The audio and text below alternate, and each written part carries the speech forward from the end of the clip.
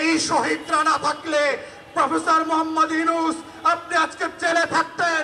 6 তলার building, lift ছাড়া, বিদ্যুৎ ছাড়া বিল্ডিং এর 6 তলায় হাসিনা আপনাকে উঠবস করাইতো। সেই দিনের কথা ভুলে যাবেন না।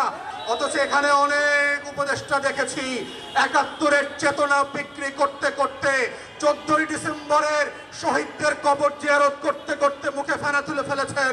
কিন্তু রায়ের বাজার বধ্যভূমিতে জুলাইয়ের 114 শহীদের কবর জিয়ারত করার সময় তাদের নাই। আওয়ামী লীগ রাজনৈতিক দলের ডেফিনিশনে পড়ে কিনা সেটা আগে আদালতে আওয়ামী লীগকে প্রমাণ করতে হবে। যদি জনতার আদালতে, বাংলাদেশের গণ অভ্যুত্থান পরবর্তী বাংলাদেশ 2-এর আদালতে এবং বিচারিক আদালতে আওয়ামী লীগ প্রমাণ করতে পারে যে তারা রাজনৈতিক দলের সংজ্ঞা, সকল সংজ্ঞা পূরণ করেন, অনলি দেন তাদের রাজনীতি থাকার প্রশ্ন দ্বিতীয় প্রশ্ন আকারে আসবে। কিন্তু আমাদের কাছে গণ অভ্যুত্থানের যেই রিপোর্ট মানবাধিকারের দপ্তর থেকে এসছে, জাতিসংঘের কাছ থেকে, এটা খুব প্রচ্ছন্নভাবে পরিষ্কার। 45-এ যেই যুক্তিতে এবং যেই কারণে জার্মানিতে নাৎসিদেরকে নিষিদ্ধ করা হয়েছিল, ফ্যাসিস্টদেরকে ইটালিতে নিষিদ্ধ করা হয়েছিল, ফ্রাঙ্কোর দলকে নিষিদ্ধ করা হয়েছিল, দক্ষিণ আমেরিকার প্রত্যেকটা গণ অভ্যুত্থানের বিপক্ষের শক্তিকে নিষিদ্ধ করা হয়েছিল। কঙ্গো এবং বুরুন্ডিতে সেই লাল কাল মার্চের খ্রিস্টান মিলিশিয়াদেরকে নিষিদ্ধ করা হয়েছিল। জঙ্গি ট্রিপল-এক্সকে যেইভাবে ক্লু ক্লাক্স ক্লানকে আমেরিকাতে নিষিদ্ধ করা হয়েছে, তার প্রত্যেকটা সংজ্ঞায় আওয়ামী লীগ নোবেল পুরস্কার পেয়েছে। এবং ঠিক একই কারণে আওয়ামী লীগ নামক কোন এন্টিটির রাজনৈতিক দল আকারে কোনো সুবিধা পাবার কোনো সুযোগ 24-এর গণ অভ্যুত্থানের পরে স্বাধীন বাংলাদেশে আর থাকতে পারে না। অতএব 1400 শহীদের রক্ত দিয়ে দেয়ালে দেয়ালে আওয়ামী লীগের ভবিষ্যৎ লেখা হয়ে গেছে। ওই ভবিষ্যৎ কোন কালো কালি দিয়ে মুছে দিয়ে আবার নতুন করে লেখবার প্রয়োজন হবে না। তাই প্রশ্ন হচ্ছে আওয়ামী লীগ প্রশ্ন আমরা কিভাবে ডিল করব, এটাই হচ্ছে সম্মিলিত সিদ্ধান্তের জায়গা। এবং প্রধান উপদেষ্টার সাথে আমরা যখন দেখা করেছি, বারবার বলেছি 4টা গণ তদন্ত কমিশন গঠন করবার জন্য। তার ভিতরে আজকের ইনকিলাব মঞ্চ যাদের কথা বলছে, যাদের দাবি নিয়ে আজকে হাজির হয়েছে, তাদের প্রত্যেকের ব্যাপারে আমরা বলেছি শাপলার গণহত্যার জন্য গণতদন্ত কমিশন করতে হবে, পিলখানার গণহত্যার জন্য গণতদন্ত কমিশন করতে হবে। কিন্তু আমরা দুঃখজনকভাবে দেখলাম পিলখানার থেকে দায়িত্ব এড়িয়ে একটা প্রজ্ঞাপন দিয়ে যে কমিশন দেওয়া হয়েছে তার ক্ষমতা খর্ব করা হয়েছে। সে মামলার প্রশ্ন আলোচনা করতে পারবে না, কোনো ফাইল রিকল করতে পারবে না, সাক্ষীদেরকে তদন্ত করতে পারবে না। ঠিক এইভাবে একই চক্রান্ত করে একটা আইওয়াশের কমিশন দিয়ে বাংলাদেশে আবার নতুন ষড়যন্ত্র হচ্ছে। যারা 2009 সালে আমার স্বাধীনতা সার্বভৌমত্বের 2টা ফোর্সকে এট এ টাইম ধ্বংস করে দিয়েছে, তাদেরকে বিচারিক আদালতের মাধ্যমে, কমিশনের মাধ্যমে বাঁচিয়ে দেবার নতুন ব্লু কলার ক্রাইমের শুরু হয়েছে। এই কমিশনকে দায়িত্ব খর্ব করে যেটা করা হয়েছে সেটাকে আমরা প্রত্যাখ্যান করছি এবং আমরা বলছি নতুন করে প্রজ্ঞাপন দিয়ে তার টার্মস অফ রেফারেন্সকে রিভাইজ করতে হবে এবং গণ তদন্ত কমিশনের ফর্মে নিয়ে আসতে হবে। আমরা তৃতীয় বলেছিলাম বাংলাদেশে গুম, খুন, আয়নাঘর থেকে শুরু করে গত 16 বছরে যেই রাষ্ট্রীয় মদদে খুন খারাপির রাজত্ব কায়েম করা হয়েছিল সেটার জন্য গণতদন্ত কমিশন করতে হবে। ঠিক একইভাবে দেখলাম একটা গুম কমিশন করা হয়েছে যার ক্ষমতা নাই, যাকে অযোগ্য লোক দেওয়া হয়েছে, পাবলিকলি সাফিসিয়েন্টলি ম্যান পাওয়ার দেওয়া হয় নাই। গণতদন্তের যে ফর্ম আমরা বলেছি, যে কাঠামো প্রস্তাব করেছিলাম, সেই কাঠামো পর্যন্ত দেওয়া হয় নাই।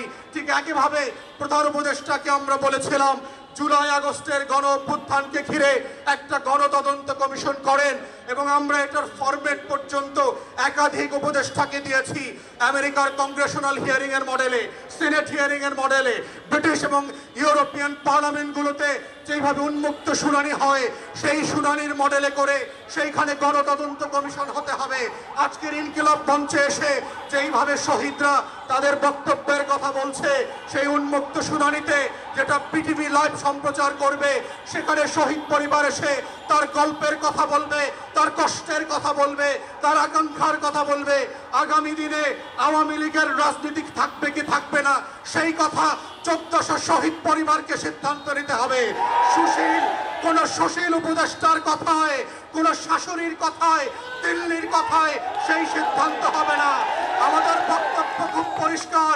গণ অভ্যুত্থানের পক্ষের শক্তিরা গণ তদন্ত কমিশনে গিয়ে উন্মুক্ত শুনানিতে অংশ নিয়ে বাংলাদেশের কোটি কোটি নাগরিক যেখানে নিবন্ধন করে তাদের মতামত দিতে পারবে, সেই মতামতের উপরে ভিত্তি করে আওয়ামী লীগ প্রশ্ন, গণহত্যার প্রশ্ন, জাতীয় পার্টি এবং 14 দলীয় দিল্লির গোলামদের ভবিষ্যৎ কি হবে সেইটা সিদ্ধান্ত নিতে হবে এবং সেই সিদ্ধান্তের উপরে ভিত্তি করে আওয়ামী লীগের ভবিষ্যৎ নির্ণীত হবে।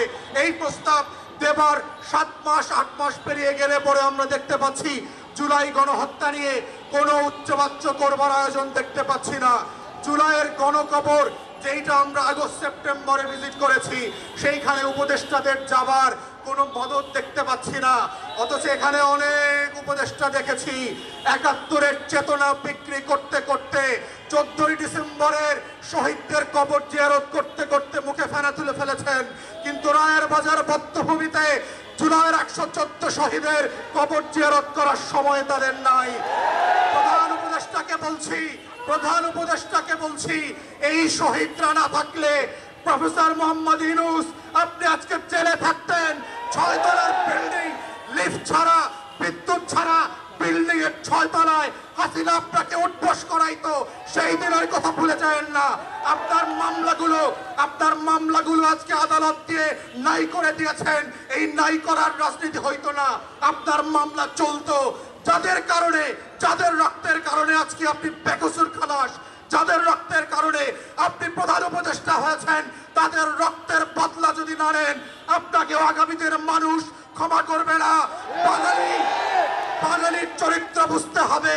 তারা প্যারিস থেকে এসে এদের নায়ক যেভাবে বানাইতে পারে, তারা মির্জাফরের মতো খলনায়ক বানাইতে পারে।